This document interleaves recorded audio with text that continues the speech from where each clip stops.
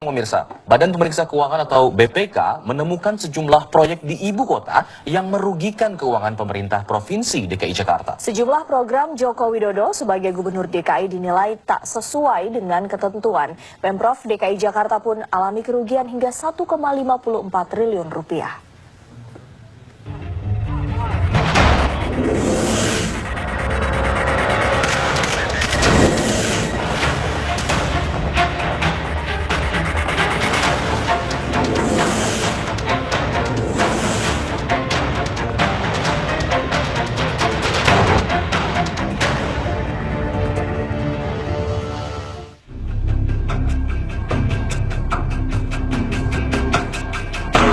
Dua hari jelang ulang tahun DKI Jakarta yang ke-487 tahun, Badan Pemeriksa Keuangan atau BPK memberikan kado spesial.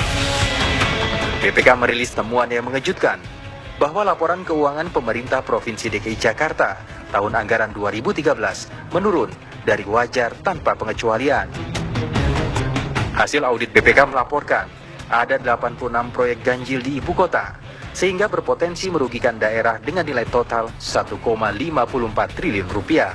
Ya namanya kan ini audit BPK lebih teliti, lebih bagus.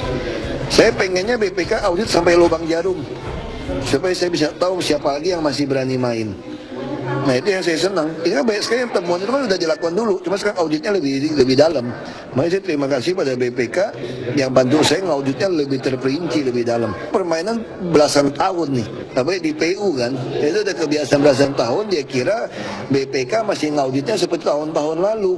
Ternyata sekarang dijadiin temuan, ya bagus. Ada kemungkinan dari kita bentuk sendiri apa? Kita sudah punya inspektorat dan BPKP. Cuma kan selama ini kan dia tidak merasa ini sesuatu yang salah kan. Nah kalau sekarang jadi lebih baik, bagus. Makanya saya minta BPK lebih keras lagi. Temuan-temuan yang mencolok pada era Gubernur Joko Widodo ini terdapat di Dinas Pendidikan, Dinas Pekerjaan Umum, Dinas Perumahan, dan Dinas Perhubungan. Ini hadiah yang terindah.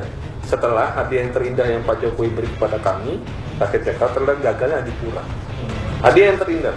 Hadiah yang terindah bukan dari masyarakat Jakarta, tapi dari BPK kepada DKI Jakarta. Semuanya WDP. Dulu kita WTP 2 tahun, sekarang WDP. Wajar dengan pengecualian. Yang menarik apa? Pengecualiannya itu 17 item. Semuanya terindikasi korupsi. Terindikasi kerugian negara 1,54 triliun. Terindikasi semuanya mengandung unsur kerugian negara. Memang BPK adalah badan keuangan yang akuntabel, dia hanya menyatakan indikasi korupsi. Bahayanya apa dengan tulisan indikasi korupsi? Aparatur hukum wajib menindaklanjuti. Benarkah korupsi? Ini yang menjadi persoalan. Ya, saya yakin bulan Agustus Pemda DKI nggak bisa kerja, dipanggil semua, bisa dipanggil kejaksaan, kepolisian, ya. Jadi malah nggak bisa kerja. Berbagai proyek di Jakarta di bawah kendali Jokowi menjadi materi audit BPK. Pemeriksaan ini berfokus ke dana belanja bantuan sosial, belanja jasa, dan belanja modal. Dari pemeriksaan BPK, terdapat masalah serius yang perlu mendapatkan perhatian, seperti kegiatan pembuatan sistem informasi elektronik, program andalan Jokowi, misalnya e-surat, e-dokumen, e-harga, dan e-budgeting, rupanya dinilai BPK bermasalah. Sistem elektronik ala Jokowi ternyata tak sesuai dengan ketentuan pengadaan barang dan jasa. Potensi kerugian daerah pun mencapai 1,42 miliar rupiah. Selain itu, program Kartu Jakarta Pintar juga membawa kerugian bagi Pemprov DKI Jakarta sekitar 13,34 miliar rupiah. Kerugian terjadi akibat adanya 9.000 nama Kartu Jakarta Pintar ganda. Catatan penting itu di LHP itu masalah pengadaan busway, masalah Kartu Jakarta Pintar, alat kesehatan, kemudian yang lain-lain itu catatan dari BPK bahwa penyerapan anggaran ini tidak sepenuhnya sesuai dengan prosedur. BPK ternyata juga meragukan pengadaan bus Transjakarta dan medium bus lainnya.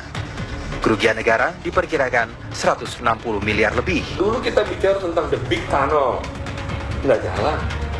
Ya. Bicara tentang ganjil genap, tidak jalan. Monorel mancang berhenti, SPK-nya belum ada. Ini persoalan Jakarta mau diapakan? Pak Jokowi at least sejak awal Januari 2014 sudah tidak mikirin Jakarta. Inilah yang kemudian disampaikan oleh Pak Wagub sebagai PLT. Dia bilang, saya ini pejabat rumah tangga gubernur, karena dia tidak bisa bicara R ya. Artinya apa? Dia bilang kita harus bersihin, cuci piring semua karyanya mereka, karya Pak Jokowi. Joko Widodo juga tidak tertib administrasi. Kerugian keuangan Pemprov DKI karena realisasi belanja tidak didukung dengan bukti pertanggungjawaban yang lengkap, seperti nota, kwitansi yang dilengkapi identitas perusahaan. BPK pun memberikan predikat wajar dengan pengecualian atas laporan keuangan Pemprov DKI tahun 2013. Prestasi itu menurun dibanding laporan keuangan DKI tahun 2012 lalu yang memperoleh nilai wajar tanpa pengecualian atau WTP. Nah, indikasi itu akan didalami oleh BPK, di mana kepala daerah itu harus mempertanggungjawabkan kenapa hal itu bisa terjadi. Kemudian juga potensi kerugian negara itu adalah yang kalau itu tidak diperbaiki mekanismenya, prosedurnya dan lain sebagainya, ujung-ujungnya bisa merugikan keuangan negara dan lain sebagainya. Jadi memang harus di follow up dalam waktu kalau nggak salah 60 hari setelah disampaikan beberapa hari yang lalu, hari Jumat yang lalu, dari Pemprov ke BPK. Nah, DPRD bertugas untuk mengawasi proses pertanggungjawabannya itu dilakukan. Oke, sampai sejauh mana? Mereka harus bisa menjelaskan terkait dengan beberapa aspek, contohnya pengadaan busway dan juga bis sedang. Itu tidak bisa diyakini kewajarannya, alias dinilai terlalu mahal ininya, sejumlah ratusan miliar kalau nggak salah. Nah, itu harus bisa dijelaskan oleh Pemprov kepada BPK. Yang kedua, program KJP misalkan ditemukan ganda 9.006 nama, itu kan jelas merugikan. Harusnya sasarannya A misalkan diberikan ke B 9.000 kali sekian rupiah. Kemudian ada penataan kampung kumuh katanya yang terletak di atas tanah negara atau bahkan di bantaran sungai. Itu kan semua melanggar, berpotensi merugikan negara. Nah, itu harus bisa dijelaskan oleh kepala daerah kepada BPK.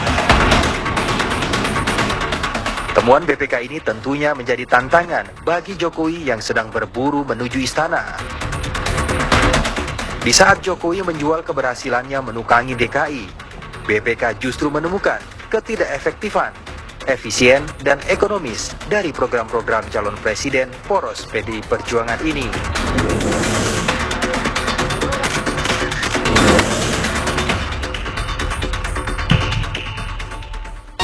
Pemirsa, laporan BPK menyebutkan Gubernur DKI Jakarta Joko Widodo tidak menguasai tata kelola keuangan daerah. Ya, alhasil banyak proyek yang menjadi tidak tepat sasaran sehingga mengakibatkan kebocoran anggaran sebesar 1,54 triliun rupiah.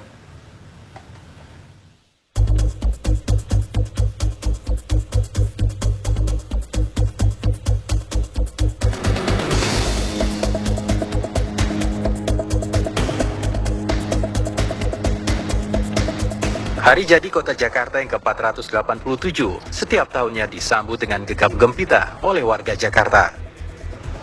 Namun HUT Jakarta tahun ini sangatlah berbeda dari biasanya.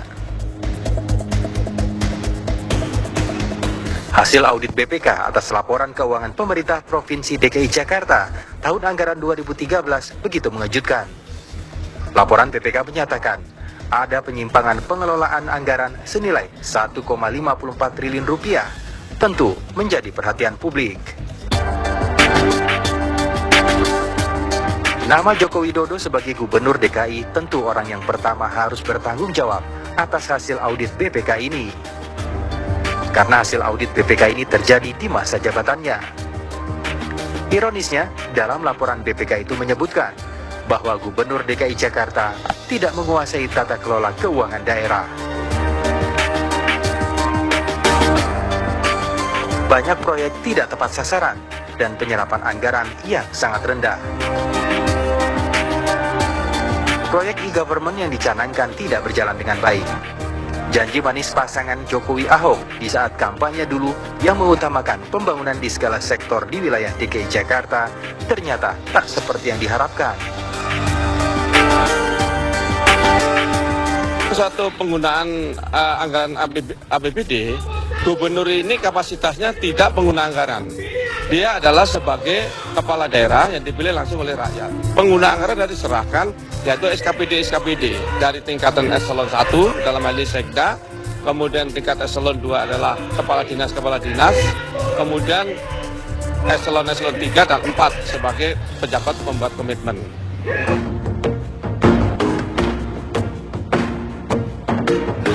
Amburadulnya pembangunan di wilayah DKI, proyek transportasi publik yang banyak masalah, seperti kasus korupsi bus Transjakarta yang belum selesai, ditambah lagi proyek MRT yang mangkrak.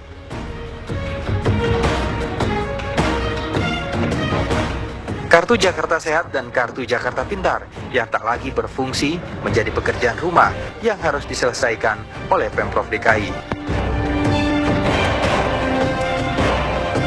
Penyaluran program dana bantuan kartu sosial atau Kartu Jakarta Pintar terindikasi ganda sebanyak 9.006 nama penerima yang telah merugikan negara senilai 13,34 miliar rupiah.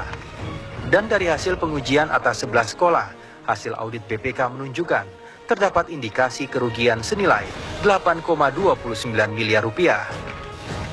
Termasuk adanya penyaluran dana hibah kepada sekolah swasta senilai 6,05 miliar rupiah. Belum lagi terjadi manipulasi dokumen surat keterangan tidak mampu sebesar 2,19 miliar.